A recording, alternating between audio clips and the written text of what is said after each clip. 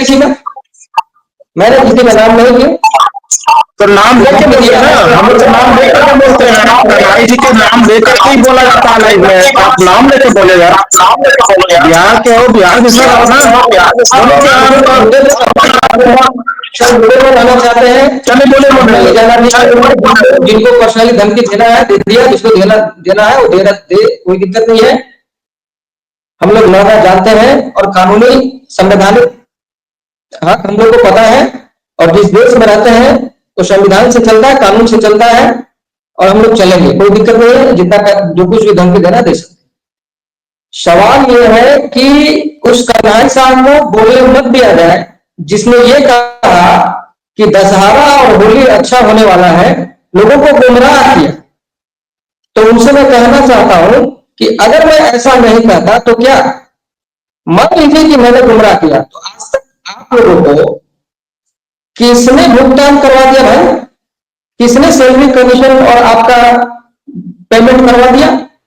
कौन आंदोलनकारी कितना भुगतान करवा दिया, कितना सैलरी दिलवा दिया?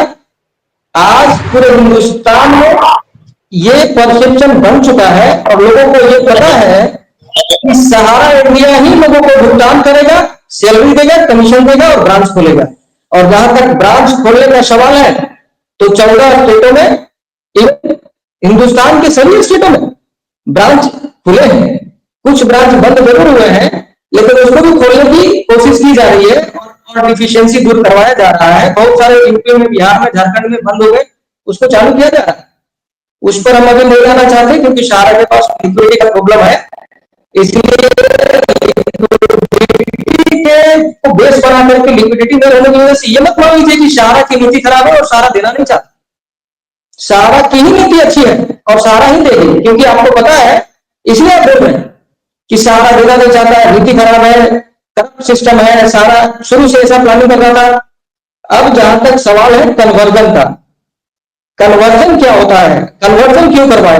तो ये कन्वर्जन का पूरा मुद्दा को लेकर के आज पूरे हिंदुस्तान में परसेप्शन कौन बना रहा है? क्या निवेशक बना रहा है? बिल्कुल नहीं। जो सहारा से निकाल गए लोग हैं, जो सहारा के बागी लोग हैं, जो सहारा के अंदर रहते हुए अपने आप को मैनेजमेंट के विरोध में उतर करके और आज जो संस्था बना लिए और आज जो सहारा के विरोध में खड़े हुए, उनको प्रॉब्लम है। उन्होंने ये मुद्दा उठाया कि कन्वर्जन कराया। सहारा ने कन्वर्जन, सहारा का कामकाज 2003 से ही ये री इन्वेस्टमेंट जिसको आप कन्वर्जन बोलते हैं 2003 से करते आ रहा है। क्या कभी 2003 के बाद ये मुद्दा उठाया? 2004 में उठा, 5 में उठा, 10 में उठा, 12 में उठा, 14 तक उठा, 16 तक उठा, 2020 तक उठा? क्या नहीं उठा? ये 2021 के बाद क्यों उठा? क्योंकि ये उठाने वाले लोग 2021 के बाद पैदा हुए। कन्वर्जन जिसे आप कहते हैं, सहारा में री इन्वेस्टमेंट होता है और वो री इन्वेस्टमेंट 2003 से होते आ रही है। आप कह रहे हैं कि सहारा के बॉन्ड होल्डरों का कन्वर्जन करा दिया गया, इसलिए सेबी पेमेंट नहीं कर पाया।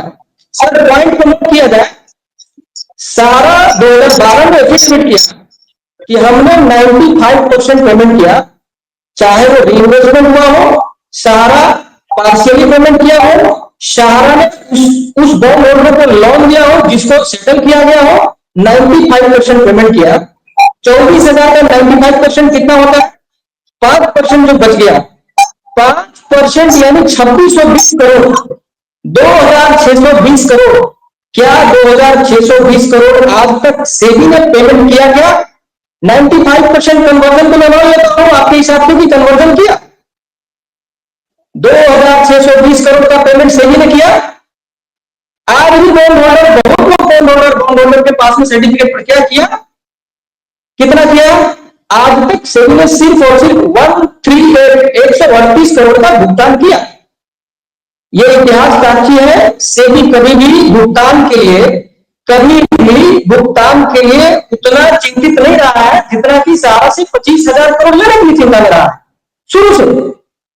इसलिए ऐसा कह देना कि क्योंकि आप कन्वर्जन करा दिए थे इसलिए लोगों को पेमेंट नहीं किया। मैं बोलता हूं उन 5% लोगों का 2620 करोड़ का भुगतान हुआ? क्या नहीं हुआ? आज भी नहीं हुआ है। आज भी 2620 करोड़ के बॉन्ड होल्डर अपना सर्टिफिकेट लेकर खो गए। 2018 के बाद सेबी ने डेडलाइन घोषित किया, किसी का भुगतान नहीं कर रहा है। इसलिए अब जहां तक सवाल रहा है कि ये जो एफिडेविट का खेल चल रहा है सर, 2018 और 2020 दो ऑर्डर, 2018 में एक ऑर्डर आया सीरियस फ्रॉड इन्वेस्टिगेशन, उसकी जांच की, 2020 में फिर से इन्वेस्टिगेशन शुरू हुआ और जांच चल रही है।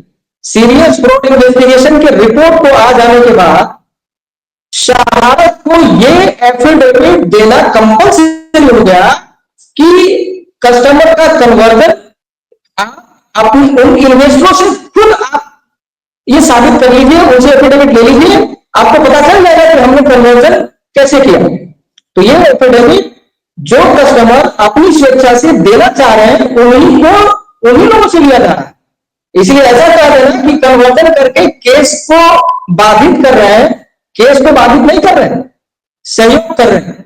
सीरियस फ्रॉड इन्वेस्टिगेशन आपके ऊपर, जमाकर्ता के ऊपर यह सवाल खड़ा कर दिया है कि सहारा के निवेशक सस्पिशियस है, सहारा का केस सस्पिशियस और ब्लैक मनी और बेनामी संपत्ति के ऊपर चल रहा है, इन्वेस्टरों के ऊपर नहीं चल रहा है कि सहारा के पास फंड नहीं था या सहारा की नीति खराब थी इसलिए पैसा नहीं दिया और सहारा के मैनेजमेंट में लूप होल है इसलिए पेमेंट नहीं हुआ। पूरा का पूरा बेनामी संपत्ति, मनी लॉन्ड्रिंग, पीएमएलए के कानून के तहत सहारा के ऊपर सारी एजेंसियां की इंक्वायरी चल रही है। इसलिए कस्टमर को ये जानने दीजिए कि एक्चुअली सहारा के साथ क्या चल रहा है। यहां पर कोई फ्रॉड का इशू नहीं था, कोई कन्वर्जन का इशू नहीं था, ये पूरा का पूरा कस्टमर सस्पिशियस है, कस्टमर काल्पनिक है, सहारा के जितने भी कस्टमर हैं वो सस्पिशियस है, बेनामी संपत्ति के बनाए गए कस्टमर है, इसकी जांच हो रही है और सहारा उसी की लड़ाई लड़ रहा है कि हमारे सारे कस्टमर जेन्युइन है, कोई काल्पनिक नहीं है, हमारे शुद्ध शुद्ध शुद्ध जिसको कहा जाता है कि शुद्ध कस्टमर है हमारे, भी सहारा का लड़ाई वही चल रहा है। यहाँ पर कोई फंड की लड़ाई नहीं है। सहारा के पास आज भी जिम्मेदारी से 3 गुना ज्यादा। अगर बहुत लोग सवाल ये कर रहे हैं कि तुम्हारा तो सहारा सर 5 मिनट सर बंद कर सहारा अगर 20,000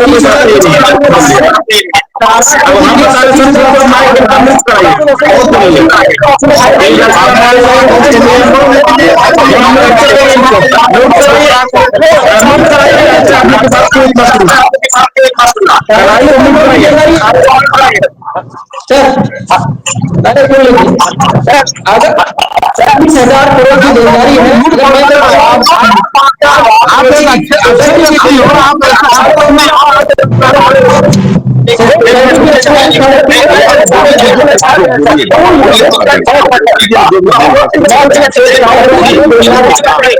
बोलने दीजिए